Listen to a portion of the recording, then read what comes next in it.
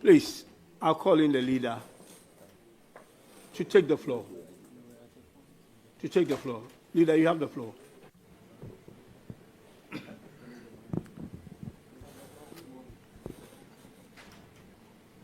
How many master's degrees do you have?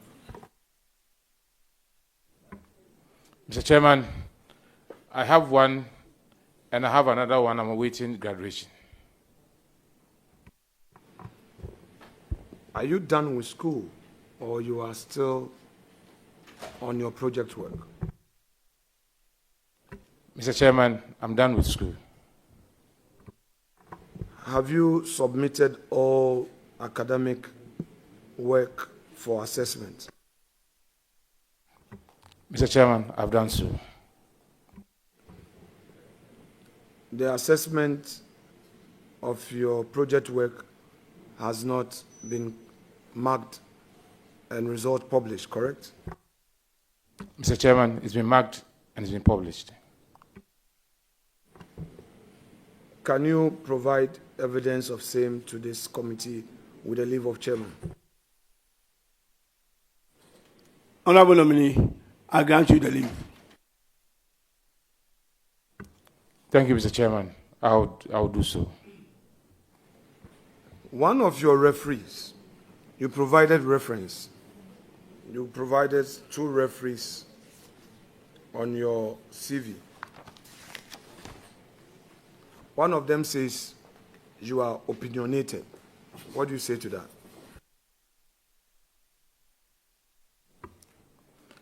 Mr. Chairman, I don't share in that view because I'm not. But you provided his name, not us. You provided the name of an individual to be your referee for the purposes of this vetting. And the person says you are opinionated when the records of his knowledge of you was sought. And you are challenging that? Thank you, Mr. Chairman. Mr. Chairman, if I have to respond, I would say that, as it is said, opinion is something that that's how people see things. So if that is how we send it, I will also assess myself and try to do the right thing. Yeah, but he has worked with you, and you, for all the people in the world, you felt that these are people who know you well. Are you suggesting that you have a disagreement with the view expressed that you opinionated?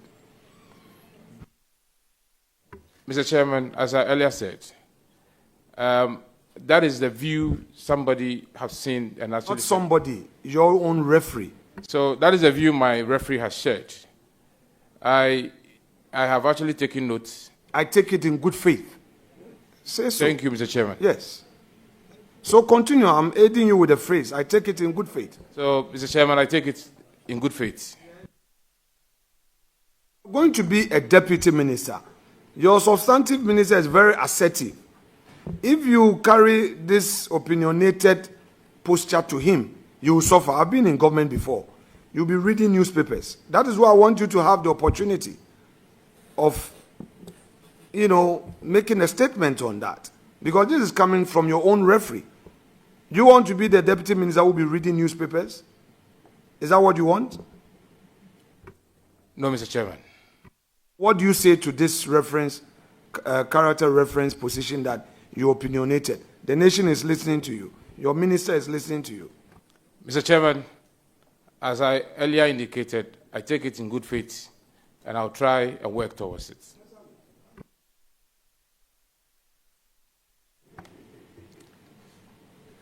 You are, however, also described as being a go-getter, responsible and diligent.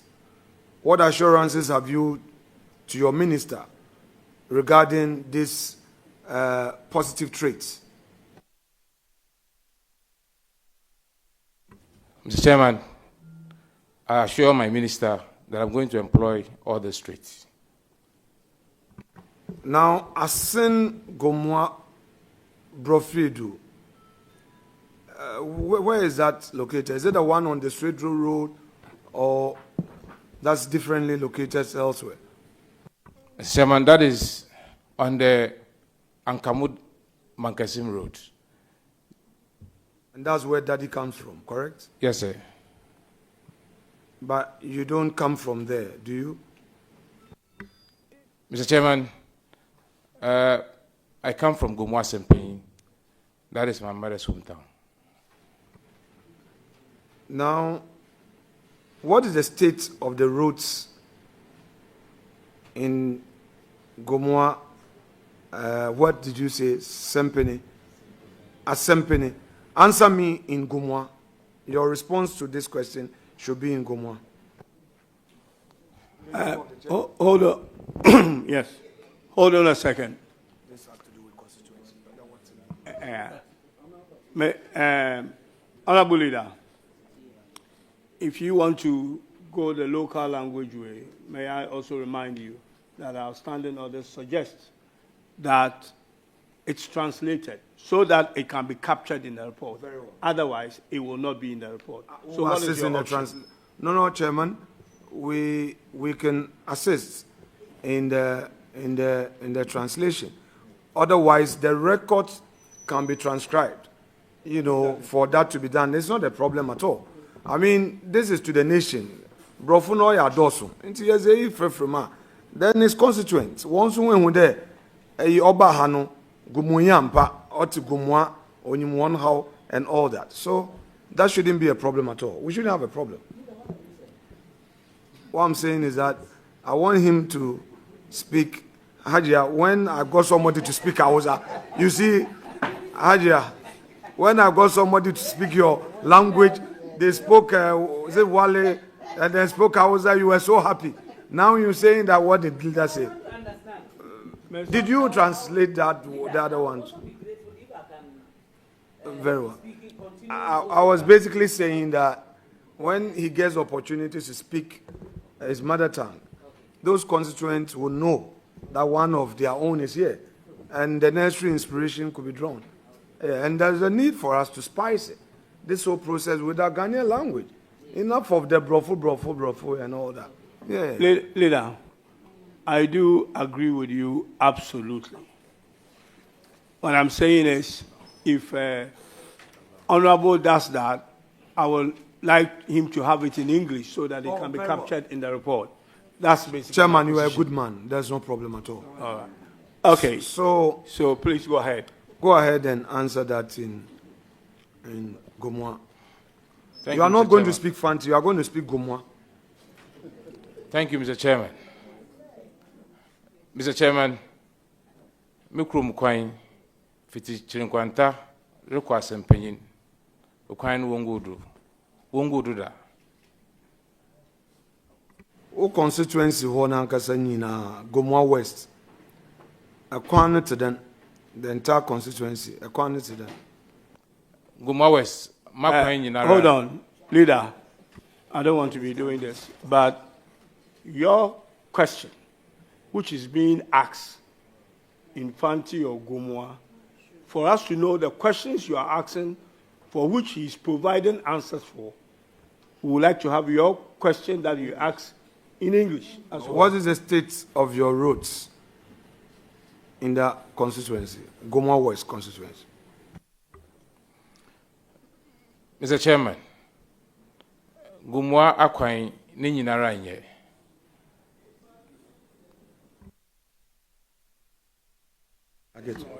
Now, within the past 8 years, referring to the akufo-addo administration, were some of the roads done? Thank you, Mr. Chairman. In English, please, Leader, before he answers. Yeah, I said it in English. You said, is it the same one? Yeah, no, the second, Okay. Okay. You also do it in English so that we can capture the conversation. Mr. Chairman, within the last 8 years, a section of the Gomwa Ankamu to Gomwa Isikuma Road, just about 3 kilometers of it was started. This is a 15-kilometer road, but about 3 kilometers was started.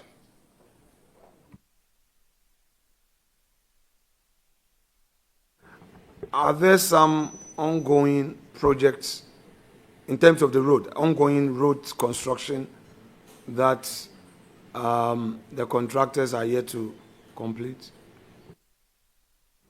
Mr. Chairman, all roads that were started even in 2020 were not completed. They were all abandoned. However, in the last 2 weeks, the Gumwa-Asen Township Road, the contractor has returned to site and is working on it.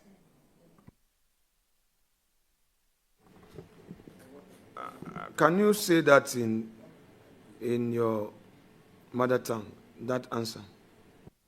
Thank you, Mr. Chairman.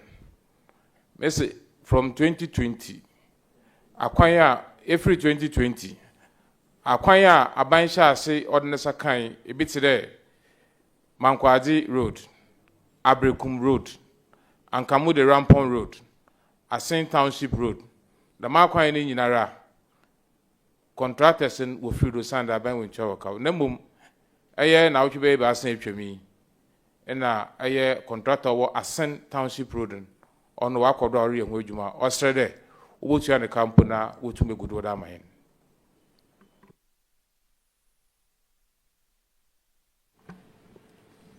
So this contractor who is back on your road is still yet to be paid, correct? Yes, Mr. Chairman.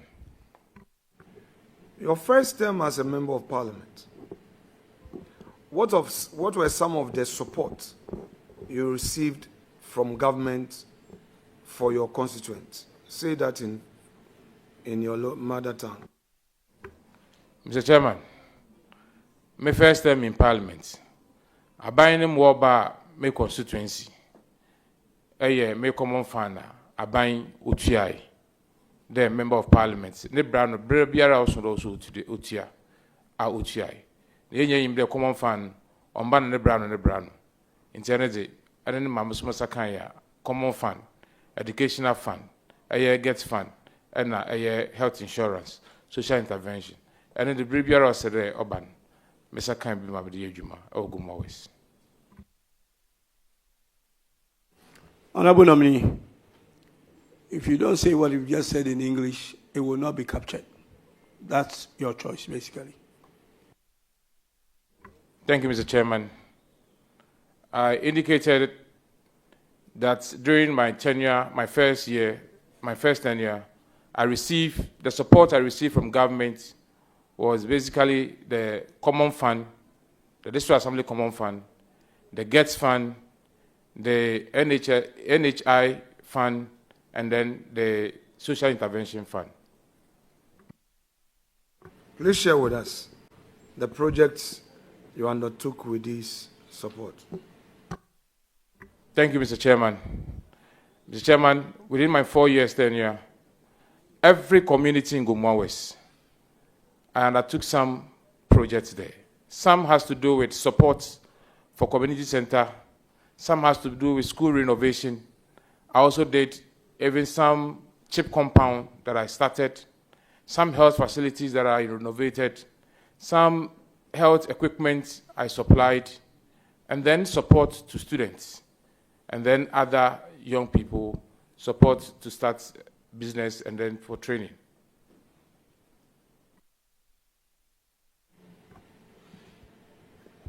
Did you receive street light from the Ministry of Energy? Yes, Mr. Speaker. Yes, Honorable Chairman, I did receive street light. Year on year or just once? Mr. Chairman, I received 3 times.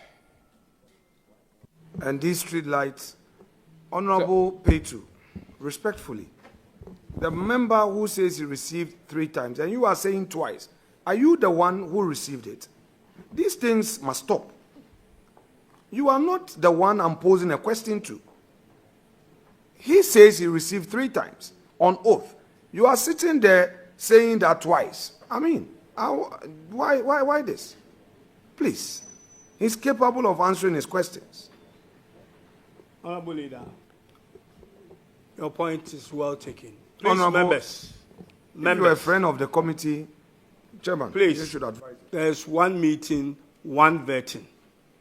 And it is the responsibility of the nominee to answer the questions that is being asked. And honorable members should know better and know the rules that the honorable nominee is capable of answering the questions that are put to him. So I will urge you to stay away from communicating with the nominee because the nominee is on the oath. Thank you. Leader, please continue. So the support in terms of street lights from the Energy Ministry is not part of the Common Fund, Get Fund, NHI support, as well as the SIF support. It's not part of those you listed earlier, correct? Yes, Mr. Chairman. Correct. Honorable nominee, you have stated as hobbies reading, traveling, and teaching.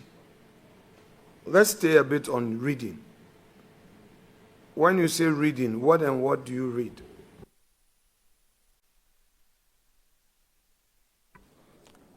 Mr. Chairman, I read any literature that that comes to me, I read them.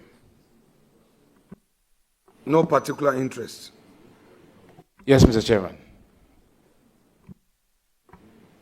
Can you share with us any book you've read and lessons you've learned from that? The title of the book and the story and what you've learned out of it.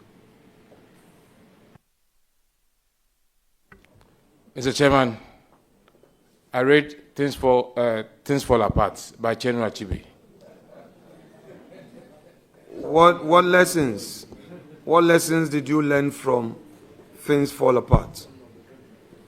But before the lessons you learned, just share with us a summary of Things Fall Apart.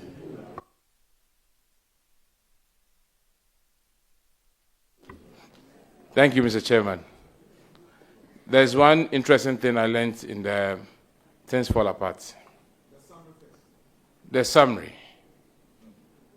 Mr. Chairman, I learned about the character. The summary, I would actually put it around the character of Okonkwo.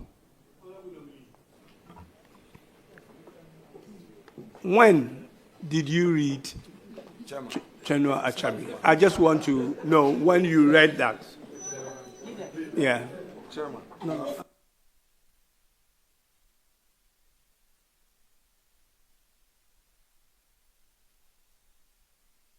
Answer the question. But I want to know, how long ago did you read this, Kyei-Duah Achabi? Thank you. Thank you, Mr. Chairman. I read Kyei-Duah Achabi some 5 years ago. However, when I became a member of parliament, I have been doing so much reading. So I don't get time to do the regular reading that I used to do, because I have to read other stuffs and also have some academic work along the line too.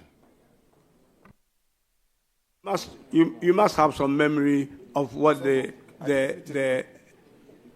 you taken over? I haven't taken over. I have just come in. Leader, I haven't taken over. I just want to substantiate what is just said. And I'm saying that if you read it about 5 years ago, that will determine your recollection, unless maybe you have a, what is it called, a photo, yeah. But answer the question so that we'll know how simple or how you struggle to recollect things. Thank you. Thank you, Chairman.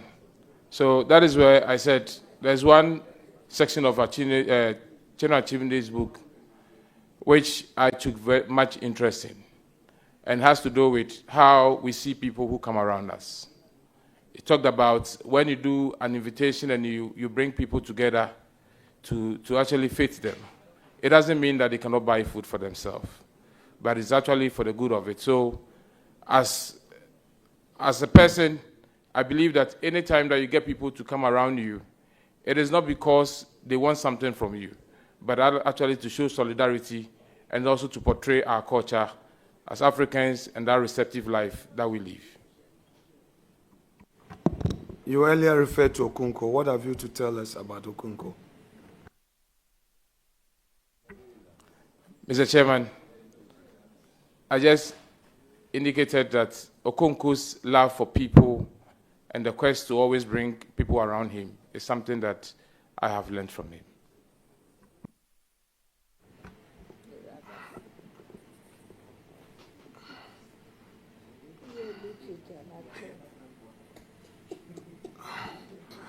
You mean Okonkwo's love for people and to... Oh, say it again. Mr. Chairman, I said Okonkwo's receptive life that is always bringing people together is to show love to them. It's something that I also have learned.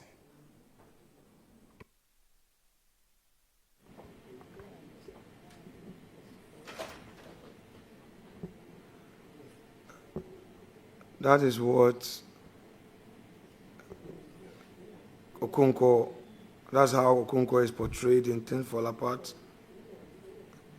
You mean the book written by Chinua Achebe? Would you want to have an opportunity to refreshing your memory now, or will you prefer that you stay clear of this Chinua Achebe book? Since it's been 5 years since you said you read it 5 years ago. I can move away from it if you don't immediately recollect. Do you remember anything about bravery? Yes, Mr. Chairman, I do. And that bravery is associated with who? It's associated with Okonkwo. Now you are back home. But this love for people and all, anyway. You said 5 years ago, so it's okay. At least you remember the bravery part of Okonkwo.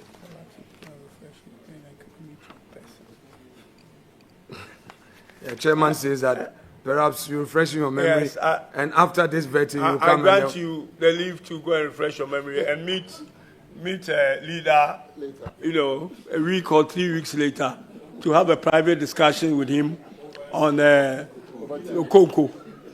So I will urge leader to move away from the Okonkwo subject.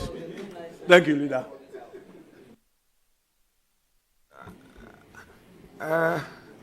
They said a man's skin must be rough.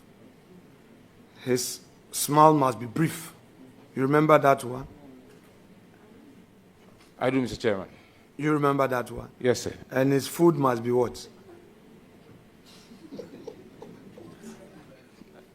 I don't remember that part. Okay. So keep that one in mind. Was Okonkwo very proud of his dad?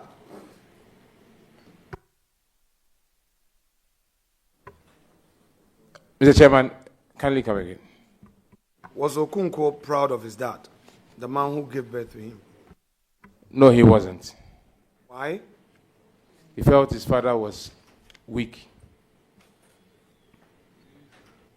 He felt his father didn't exhibit the bravery of a man.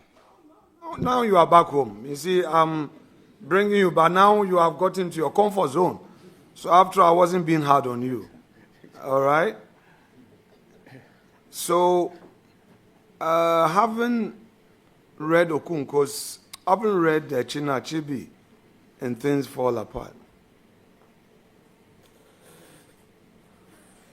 what have you to share with the youth regarding the lessons you learned from Things Fall Apart. Things fall apart, the center cannot hold, the falcon cannot hear the falconer. Leader, I think I appeal to you on the Okonkwo issue. But since you are Okonkwo, I just want to tell you that in the same Okonkwo, it says wisdom is like a goat skin bag. Each man carries his own. That's by Okonkwo. So take a cue from that. Chairman, this nominee doesn't need to be helped. He's capable. Just don't worry yourself much. He's my junior brother, and he knows that I won't put him in harm's way. I just want him to demonstrate his ability to withstand the pressures of public life. It is your first time, correct? Your first time in public life, correct? Yes, Mr. Chairman. Have you done any business of your own and on your own proud to occupying this high office? Yes, no? Yes. Tell us about that business. Mr. Chairman, I am actually, before coming to Parliament, I worked as a corporate executive in the downstream oil sector. Along the line, I had some personal businesses in the sector. What were those personal businesses? Mr. Chairman, I had some retail outlets and do petroleum transportation. Retail, did you register those businesses? Those retail outlets business, did you register them? Mr. Chairman. Sorry, let me put it correct, rightly. Did you register an entity to do a business in this country? Sole proprietorship, partnership, limited liability company. Which of these did you do your business under? Mr. Chairman, my business I did before coming to Parliament was solely I do build and then lease out the property. So it was purely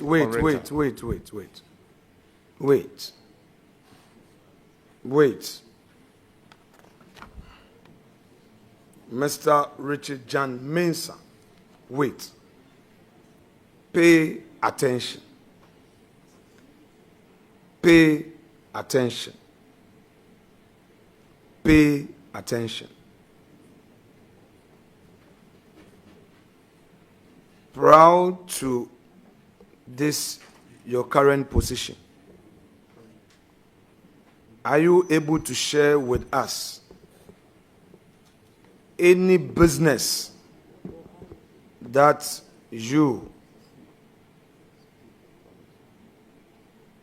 had initiated, done on your own, not working for somebody, your own business?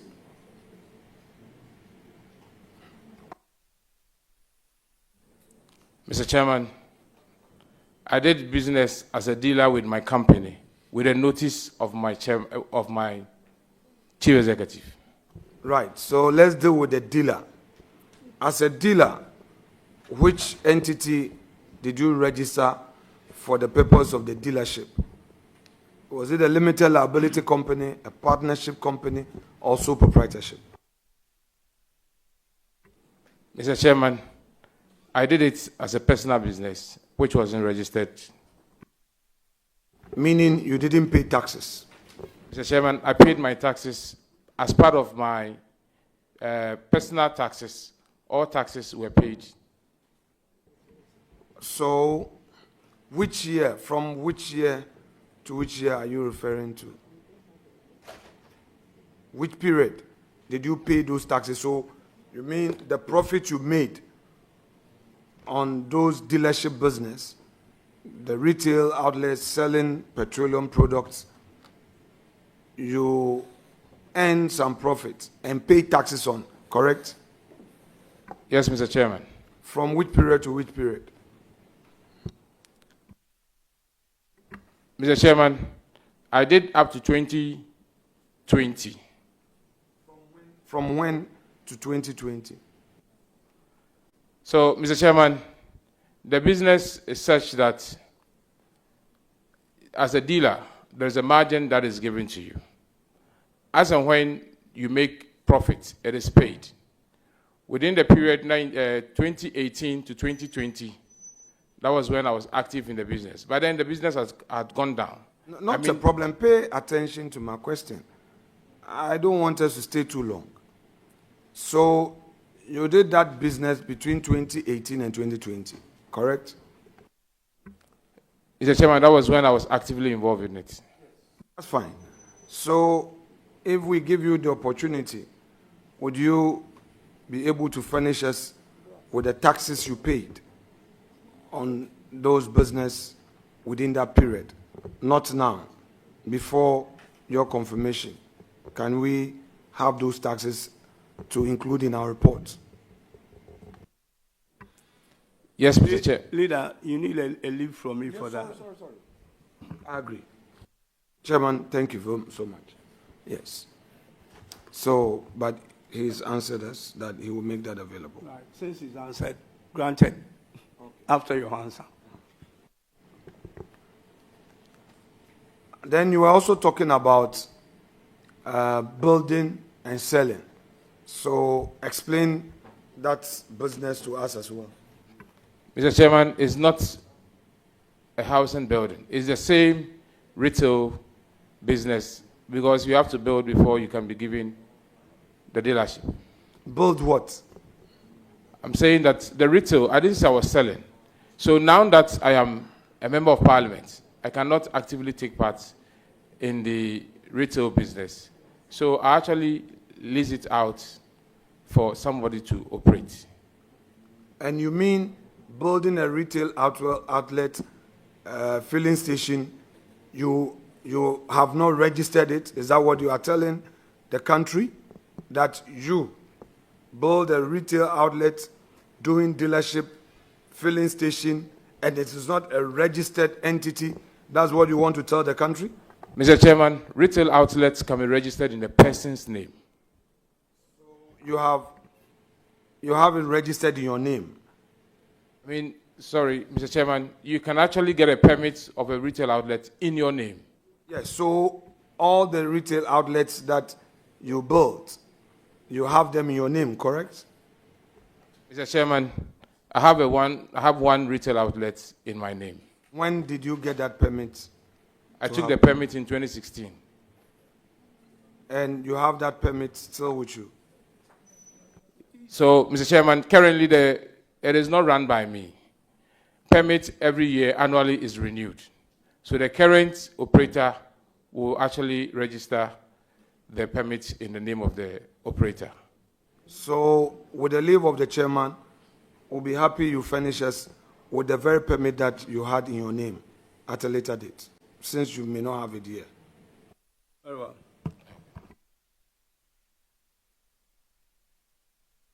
Honorable Omi, please answer as I have given you the leave.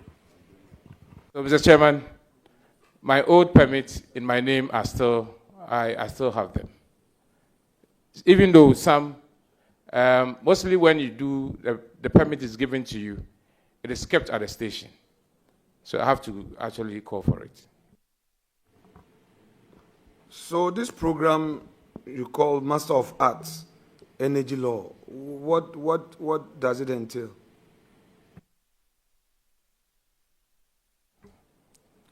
Mr. Chairman, it actually deals with the whole energy sector, that is the downstream, the upstream, and then electricity.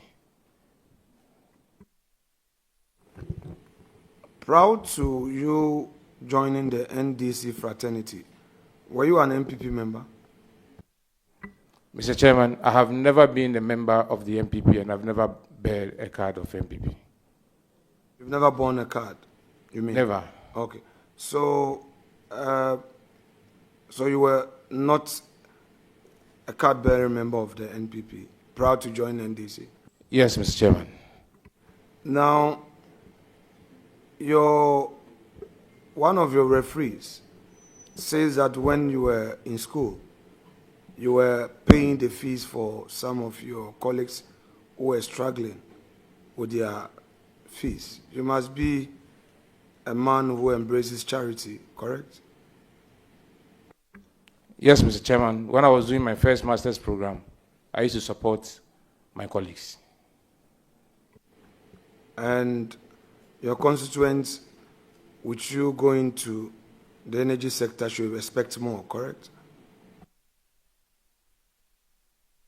Mr. Chairman, my constituents know that I'm someone that if I have every opportunity, I will help. So they should expect more, correct? Mr. Chairman, I'll ask my constituents to be moderate because the economy, the economy that we have now. No, not. We are talking about money economy, not. I'm talking about the money pocket economy. Explain what you mean by money economy. When I say money economy, it's the money in your pocket. So there's not much money in my pocket, so I want them to be. No. I'm not talking about now. Now they will believe you, but they would understand you. Now that you have not entered the energy ministry, but you are going there, you're going to be a board member here, there, deputy energy minister. You're saying that they should moderate? Is that what you're saying? Yes, Mr. Chairman. Should every constituent in need expect your support to the extent that you can provide, irrespective of partisan colors? Mr. Chairman, this is something I have done even when I was not a member of parliament. But as I always say that it is as and when I have it available, I would always make sure that irrespective of your party affiliation, I will give any needed support. Some constituents who were interviewed as part of the due diligence we did claim that sometimes you are not reachable. It's a general sin that all of us cannot escape. What assurances have you for them that you would have a system in place for you to be reached? Mr. Chairman, I have noted this. However, Mr. Chairman, I have a system, even when you call and you don't get me. Before midnight, I return every call that I have missed within the day. Maybe when I call the person back and then he doesn't, his line is also not active, I may lose that opportunity. However, getting into this position, I know there will be a lot of calls beside the work I have. I'll put in place mechanism that would make sure that I'm able to reach out to my people. Let's deal with ECG. You earlier said that ECD needs to be privatized. Explain the form of privatization you are suggesting for ECG. Thank you, Mr. Chairman. Mr. Chairman, the whole involvement of the private sector in the ECG, I am not privy to it. I was only sharing a view that we may look at the billing and then the metering system and also the collection, that we can engage a private sector, at least to ensure that some inefficiencies in the system, they can help us plug it. So you believe that there are inefficiencies at ECG, correct? Yes, Mr. Chairman. Can you share some of the inefficiencies? So, Mr. Chairman, as also a consumer of power, and then having been a member of parliament, there are places I've been to that people have complained that they have meters, but nobody comes for the bills. So sometimes you'll be there for 3 years, and then they come with a huge bill, which the people are unable to pay. I think this is also some of the inefficiencies that I've identified. Would you agree to a suggestion to the effect that there must be prepaid meters across board? Every ECG consumer must be given a prepaid meter.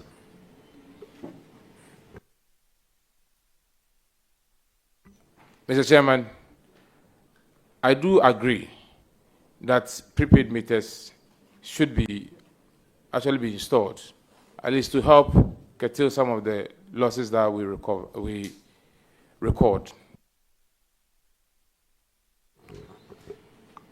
How proactive would this be considered? Because it's a major drain on us as a country. I hope you know that. Chairman, I just want to find out if the meters, the ECG prepaid meters, is a drain, or the absence of it is a drain to our coffers. Well, you said earlier that there's a problem with the billing system. And sometimes it takes a year or more, somebody has not been billed. There are all manner of illegal connections. People who are even billed sometimes do not pay. But if you have a prepaid system where through technology consumption is monitored, the inefficiency you are talking about can be addressed. That is what I am trying to ask you, whether in that context you can assure us of a proactive approach in dealing with this situation. Thank you, Mr. Chairman. I think that with the prepaid meter being installed across the country is a very good step. However, it's one thing installing the prepaid. It's another thing also people even getting the opportunity when it comes to paying or even buying the paying advance, because there are instances where people have to go and queue before they can buy credits. No, we've passed that stage long ago, Honorable. Don't take us back. I mean, the queuing for credit, where your credits get exhausted, you finish, and you have to sleep in darkness till the next morning, unless you are not in Ghana. Don't take us back. There's nothing like queuing. Please be up to date. Bring your attention to this engagement. And don't generalize. Bring your attention to this engagement. I'm laying sufficient foundation to guide you. But don't talk about a situation where people queue. That era is way gone. We don't queue to buy prepaid credits, units, they call it, and all that. So please, Honorable,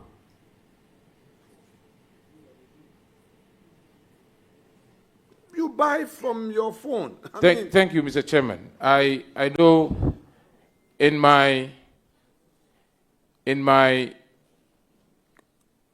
house in the constituency, I buy on the phone. In my house in Accra, we go to the vendor and pay for it. That is the issue that I'm actually pointing out. But so don't say there's queuing. There's nothing like queuing for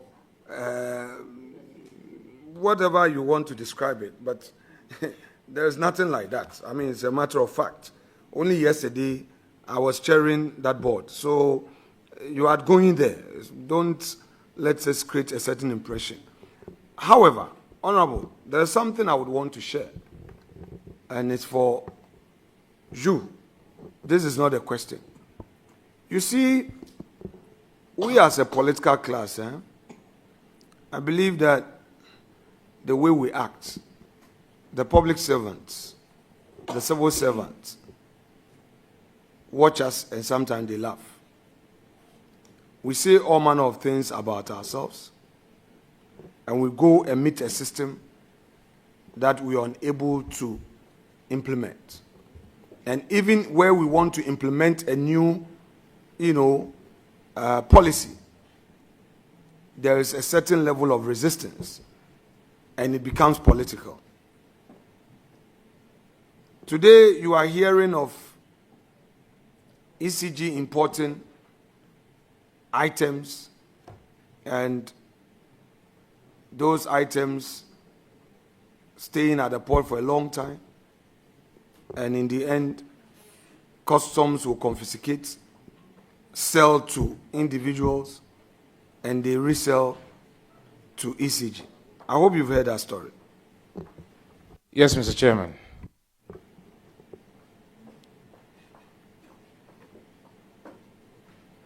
But the little investigation I did, at the time I assumed the chair in July, when this thing came to our attention, was that the same setup would tell the political head that, oh, this is the system already there. And when you want to disturb it, they would either use a union or use the media to frustrate you. Then when things go bad, it's the same politician.